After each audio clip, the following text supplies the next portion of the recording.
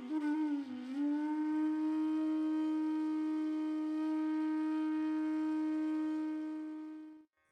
વૈષ્ણવને ભગવત સ્મરણ કરવાનું કેટલું મોટું ફળ આપણે ત્યાં કહ્યું છે. તો જાગો ત્યારે અને સૂતી વખતે જ્યારે જાઓ ત્યારે એક નિયમ બીજું વધારે કદાચ વાંચન એ તો સત્સંગ બધું થવું જોઈએ. કદાચ ના થાય તો આટલો નિયમ કે એક સંકલ્પ કરી લો કે સૂતા સમયે ભગવત સ્મરણ તો બધાને કરવા. જો એનાથી થોડું એક સ્ટેપ આગળ જાઓ તો ઘરના બધા જ ભેગા થાય. તમારી સિરિયલો એ બધું જ પૂરું થઈ જાય પછી જ્યારે બધા ભેગા બેઠા હોય ત્યારે આશ્રયનું પદ સાથે બોલી દ્રઢઈને ચરણને કેરો ભરોસો અને પછી જય શ્રી કૃષ્ણ કરી અને પછી સુવા જાઓ. જો આટલો નિયમ પણ રાખશો ને તો હું તમને ગેરંટી આપું છું કે તમારા કુળમાં વૈષ્ણવ ધર્મ ટકેલો રહેશે. આટલો નાનો નિયમ, આટલો નાનો સંકલ્પ. આજે આપણા વૈષ્ણવ છે કારણ કે યાદ છે કે બાપ એના કબાટની આગળ બેસીને સેવા કરતા.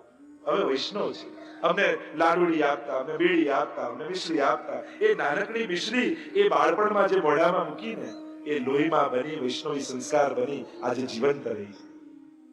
આ સંસ્કારો આ રીતે આપણે ઘડાયેલા છે. આ વાતાવરણ જ્યારે ઘર ઘરમાં બનશે ત્યારે જ એ માહોલ ઉભો થશે.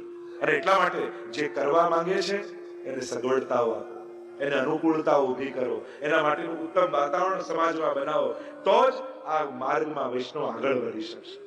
પણ આપણે એવું વાતાવરણ ઊભું કરી દઈશું કે ધર્મ કરનારને શરમ આવવા લાગશે તો પછી ધર્મ રૂંધાઈ જશે. પુષ્ટિ માર્ગ એટલે એવી અલૌકિક ફિલોસોફી. અને એ પણ વાત છે જ્યાં સુધી બાથરૂમ અને કિચનમાંથી બહાર નહીં આવે ને પુષ્ટિ માર્ગ ત્યાં સુધી આપણે રૂંધાયેલા. ઘણા લોકો એમ માને કે બસ પુષ્ટિ માર્ગ એટલે નાતા રહેવું અને ખાતા રહેવું. લોકો એમ જ માને પુષ્ટિ માર્ગ એટલે આ બસ સામગ્રી કરો, વપરાશ કરો, વપરાશ કરો, સામગ્રી કરો. તો આ બધા અંગો છે. એ પુષ્ટિ માર્ગ એક જુદો વિષય છે. એ તો કૃપાનો માર્ગ છે. એ તો ત્રિલોકનો નાથ તમારો થઈ તમારા ઘરે આવી જાય એવો આ માર્ગ છે. દુનિયામાં ઘણા ધર્મો છે, બધા એમ કહે છે કે અમે ભક્તને ભગવાન સુધી લઈ જઈએ. પણ મારા મહાપ્રભુજી એમ કહે છે કે અમારો માર્ગ જુદો છે. અમે ભક્તને ભગવાન સુધી નથી લઈ આવતા, અમે તો ભગવાનને ગોદમાં લાવી ભક્તના ઘરમાં પધરાવી દઈએ. બસ આ માર્ગ એ પુષ્ટિ માર્ગ કે વૈકુંઠના બધા સુખ છોડી એ ઠાકોરજી તમારા રસોડાના 2 બાય 2 ખાનામાં રહેવા તૈયાર થઈ જાય એ જ અમારો પુષ્ટિ માર્ગ છે. એ પોતાના બધા જ સુખોને છોડે પણ તમારા સુખે સુખી ને તમારા દુખે દુખી એ તમારો થઈને તમારી પાસે આવે એ અમારો પુષ્ટિ માર્ગ છે. તો આવો સરળ સહજ માર્ગ અને એને આવું આપણે કદરૂપું બનાવી દઈએ, અઘરું અઘરું અમને ના આવડે, અમને ન સમજાય ને આવો માહોલ ઉભો કરી સાવ સરળ માર્ગને આપણે અઘરો કરી દીધો છે. કારણ કે કોઈને ભગવાન ભૂલવવા આ દોષ છે. એટલે જેની પાસે ગયા યા બીજો વિવેક યાદ હોય, કોઈને ત્યાં તમે સત્સંગમાં ગયા હોય. ઘણી વાર શું થાય, જેને સત્સંગ કરાવ્યો હોય ઘરમાં એ તો બિચારો એકે પાઠ કરી જ ન શકે. આવો બેન, આવો ભાઈ, આને ખુરશી બેસાડો, આને ચા પીવડાવો, આને પણ એ તો વ્યવહારમાંથી બહાર ના એવું થઈ જાય. અને ઘણા લોકોએ એવી આશા બને તો કોશિશ કરો. શું આટલી સમજદારી આપણા સમાજમાં નહીં કે કોઈને ઘરે સત્સંગ માટે ગયા તો ત્યાં ક્યારે પણ લૌકિક વ્યવહારની આશા નહીં રાખીએ? આવો સંકલ્પ આપણે ન કરવો જોઈએ. એક નક્કી કરીને જાઓ, અલૌકિક વ્યક્તિઓ પાસે, અલૌકિક સ્થાનોમાં યા અલૌકિક કાર્ય કરવા તમે જ્યાં પણ ગયા છો ત્યાં ક્યારે પણ લૌકિક વ્યવહારની આશા નહીં રાખો. ખોટું લાગી જાય. જો આના ઘરે ગયા ને અમને તો ચાનું ના પૂછ્યું, તો ત્યાં ચા પીવા ગયા હતા કે સત્સંગ કરવા ગયા હતા? તમે શેના માટે જઈ રહ્યા છો? સંસારમાં હાથ તો કરીએ છીએ, ચા પાણી કરીને તો મોટા થયા છે. હવે હવેલીમાં જઈ, મંડળમાં જઈ, સત્સંગમાં જઈ, તીર્થોમાં ત્યાં જઈને આજ કરવું છે. નક્કી કરો. બને તો કોઈ અલૌકિક કાર્ય માટે જઈને ત્યાં ગયા છે એને એમ કહો કે ના તમે પાઠ કરવા બેસો, તમે ઠાકોરજી પાસે બેસો, અમારી ચિંતા નથી. અમે અલૌકિક માટે આવ્યા છે. અને અલૌકિક કાર્ય માટે જ્યાં પણ જઈએ ત્યાં ક્યારે પણ લૌકિક વ્યવહારની આશા નહીં રાખો. નહીં તો આપણા જ ચિત્તનો બગાડ થશે. ત્યાં લૌકિક જોઈને આવશો ને તો બગાડ કરીને આવશો. કોશિશ કરો, સંકલ્પ કરો. બને તો બીજો નિયમ એક એવું રાખો કે તમારા લૌકિક વ્યવહારને ખુશ કરવા કોઈના અલૌકિક નિયમો તમે તોડાવશો નહીં, એવો સંકલ્પ કરો. ઘણી વાર શું થાય, જે વૈષ્ણવ નિયમ લીધો હોય કે ઠાકોરજીને ભોગ ધરીને લઈશ, હવે ક્યાંય બહારનું કોઈને ત્યાં ખાવું નથી, કેટલું ઉત્તમ વાત છે, કેટલી અઘરી વાત છે. સહેલું છે? કેટલું મન કઠણ કરવું પડે. પણ લોકો અમારે ત્યાં તો જમવું જ પડે, અમારે ત્યાં તો ખાવ, તમે કઈ મોટા છો ને અમે કઈ નીચા છીએ, અમે આમ છે, અમારે ત્યાં કેમ ના જમો? અડધી દુનિયા ભૂખે મરે છે, ખવડાવો તો એમને જમાડો. પણ લોકોને ખબર નહીં નિયમ તોડાવવામાં શું મજા આવે છે. જેણે આવો ઉત્તમ નિયમ લીધો છે કે મારે પ્રભુને ધર્યા વગર ક્યાંય લેવું નથી, કેટલી ઉત્તમ વાત કહેવાય, કેટલો ઉત્તમ સંકલ્પ કહેવાય. અને આવું વ્રત જે લે એનું તો સન્માન રાખવું જોઈએ. ઉલટાનું સમજદાર સમાજે તો એની વ્યવસ્થા કરવી જોઈએ. ઉલટાનું કહેવું જોઈએ કે જો અમારું વ્યવહાર સાચવવા તમે કોઈ તમારો નિયમ ન મૂકતા હો, તમે કોઈ વ્યવસ્થા કરી આપો, તમે કહો તો હવેલીમાંથી પાતળ લઈ આપો, તમે એમ કહો તો તમને ફળફૂલ લાવી આપું, પણ અમને રાજી કરવા તમારો અલૌકિક નિયમ અમારા માટે ન તોડો. જો આવું કહી દઈએ તો જેણે નિયમ લેવો હોય એને કેટલું શાંતિ થઈ જાય. પણ બિચારા જેણે મરજાદ લીધી, જેણે નિયમ લીધો, એને તો ટેન્શન જ રહે, આને ખોટું લાગશે, પહેરેને ખોટું લાગશે, ફલાણાને ખોટું લાગશે. વિચાર કરો આપણો સમાજ કેટલો નાદાન કહેવાય કે કોઈએ એકદમ ઉત્તમ ધર્મ પાળવા માટે આગળ વધવાની કોશિશ કરી, એને પાળવાની આપણે કોશિશ કરીએ, આ અપરાધ નથી? બીજા ધર્મોમાં જુઓ, કોઈ ઉપવાસ કરે ને તો લોકો એના સન્માન કરે, એના વરઘોડા કાઢે કે આને 28 ઉપવાસ કર્યા, આને 60 ઉપવાસ કર્યા, એને 40 ઉપવાસ કર્યા. અને આપણે ત્યાં વિચારો કે એકાદશી કરીને ઘરે આવ્યો તો એને શરમ લાગે કે આને કહેવું કઈ રીતે કે હું નહીં જમું. વિચાર તો કરો, આપણે કેટલા નાદાન સમાજની વચ્ચે જીવીએ છે કે કોઈ એક ઉત્તમ કાર્ય કરવા જઈ રહ્યું છે, કોઈ આવો સારો સંકલ્પ કર્યો હોય કે પ્રભુને ધર્યા વગર નથી લેવું, તો એ સંકલ્પ કોઈની આગળ કહેતા એને શરમ આવે છે.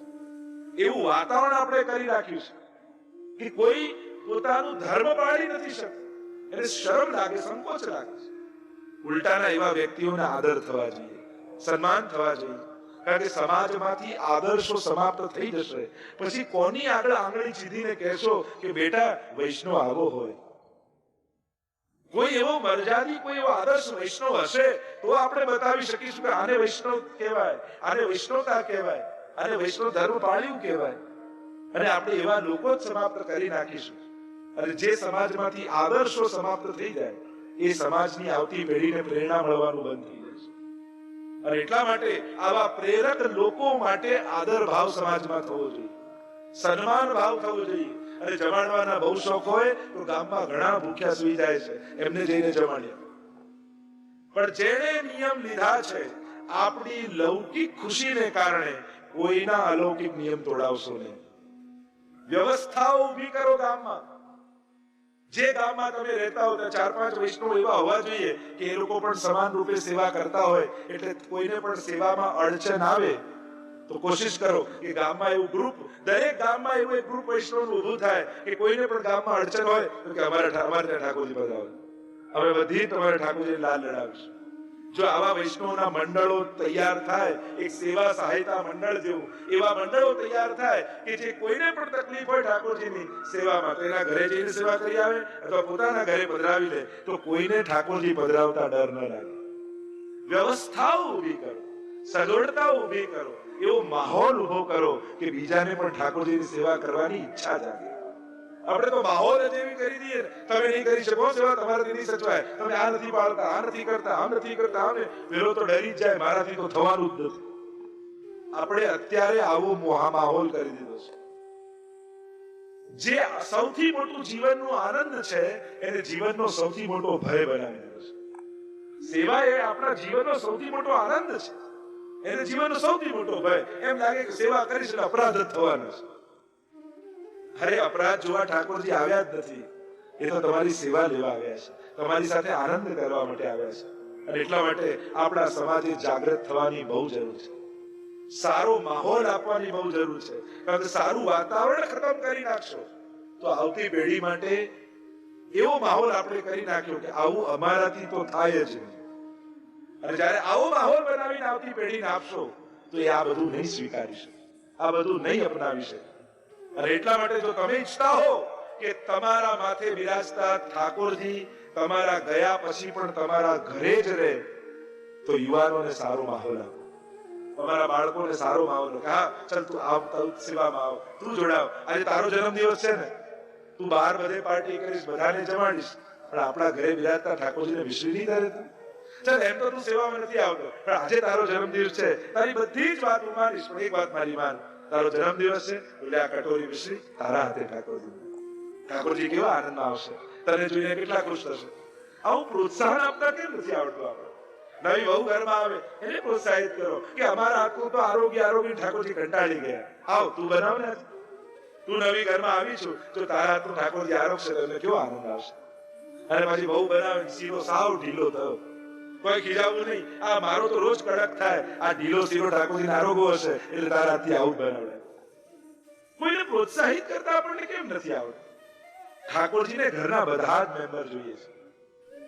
તકલીફ શું થાય? ઘરે કોઈ નાના બાળકને પૂછો કે ઠાકોરજી કોના, તો સીધો એક જ જવાબ મળે, બાના. એને એવો અહેસાસ કરાવો કે ઠાકોરજી અમારા બધાના છે. ઘરમાં જેટલા લોકો રહે છે બધાના માથે આ ઠાકોરજી વિરાજે છે. આવું વાતાવરણ કેમ ન સર્જી શકે? દરેકને એમ કેમ ન લાગે કે અમારા બધાના પ્રભુ છે? પ્રભુ આપણો આનંદ છે, આપણું બંધન, આપણો ભાર, આપણો ભય નથી. એ આપણા જીવનનો સૌથી આનંદ, મોટો આનંદ છે કે જે સુખ નંદ યશોદાજીને એ સમયે સારસ્વત કલ્પમાં તો નંદ ઘેર આનંદ થયો હતો, પણ મહાપ્રભુજીની કૃપાથી કલયુગમાં ઘેર ઘેર આનંદ થઈ રહ્યા છે. એ નંદ યશોદાનું સુખ આપણને મહાપ્રભુજી આપ્યું છે, જે જગતમાં સર્વોપરી સુખ કહ્યું છે. અને સર્વોપરી આનંદ મહાપ્રભુજી આપણને આપ્યો છે. અને ખોટા ખોટા ભય, બીક અને આચાર વિચારનો ભય બતાવી આપણે એ આનંદથી વંચિત રહી છીએ. એમને આગળ લાવો. બાળકોને કહો, બેટા 7 દિવસ તું જે કહીશ એ કરીશ, પણ એક દિવસ રવિવારે એવું ન થાય કે આપણો આખો પરિવાર ભેગો મળી અને હવેલીએ ઠાકોરજીને દંડવત કરવા જઈએ. શું અઠવાડિયામાં કોઈ એક દિવસ પણ એવો વારો આવે છે કે ઘરના બધા ભેગા મળીને ક્યાંક એક જગ્યાએ જતા હોઈએ? એવો સમય જ નથી આપણો સાથે જવાનો. નક્કી કરો, આપણે બધા સંકલ્પિત કરીએ, 7 દિવસ તમારે જે કરવું હોય તે છે. એક દિવસ નક્કી કરો અને બાળકોને પણ ઘરમાં કહી દો કે 7 દિવસ તમે કહેશો એમ કરીશ, પણ રવિવારે સવારે રાજભોગ સમય, શયન સમય, જે તમને ભાવે, આપણે ઘરના બધા ભેગા મળી અને ઠાકોરજીને દંડવત કરવા દઈશું, વલ્લભકુલને વંદન કરવા દઈશું, વૈષ્ણવને ભગવત સ્મરણ કરવા દઈશું. અને આવું માહોલ મળે કે ઘરના બધા ભેગા મળીને જતા હોય તો પરિવારમાં કેવું સુંદર સંસ્કારી વાતાવરણ બને. એ ધીમે ધીમે સંસ્કારો આવવાના. આપણા નાના નાના બાળકોનો જન્મદિવસ હોય તો એને કહીએ, ચાલ તારો જન્મદિવસ તું કેમ બધા તારા મિત્રો જોડે ઉજવીશું, પણ સવારે મારી જોડે આવજો, સવારે આપણે ગૌશાળામાં જઈશું. આ તારો જન્મદિવસ છે ને, ચાલ તારા હાથે પેલા ગાયને ઘાસ ખવડાવ. પછી આપણે હવેલીમાં જઈશું અને ત્યાં મિશ્રી, દૂધઘર, સૂકો મેવો લઈને જઈએ અને ઠાકોરજીને દંડવત કરીએ, ગુરુજનોને વંદન કરીએ અને લે તારા હાથે આજે બધા વૈષ્ણવને કણિકા પ્રસાદ આપશે. આવી એક પરંપરા, આવું એક વાતાવરણ જો આપણા ઘરે નિર્માણ થાય તો કોઈ ચોપડીઓ ભણાવવાની કદાચ જરૂર ન પડે. એ ધીમે ધીમે સંસ્કારોમાં, લોહીમાં આવી જાય. બસ આવી નાની નાની વાતો, આવા નાના નાના નિયમો જો ઘરમાં થાય, 2 નિયમ તો દરેક ઘરમાં હોવો જ જોઈએ. સવારે જાગો એટલે ઘરના બધા લોકોને વૈષ્ણવ ભાવથી જય શ્રી કૃષ્ણ કરો. જય શ્રી કૃષ્ણ કરીએ ત્યારે કોઈ લૌકિક સંબંધ યાદ નહીં રાખો કે પતિ છે, માં છે, પિતા છે, દીકરો છે, કઈ નહીં. તો જય શ્રી કૃષ્ણ એ ટોન જુદા જુદા હોય છે. જય શ્રી કૃષ્ણ, લોકો નારાજ થઈને જય શ્રી કૃષ્ણ કહે. ભાઈ તને તો જય શ્રી કૃષ્ણ, જય શ્રી કૃષ્ણ કેટલા પ્રકાર હોય છે.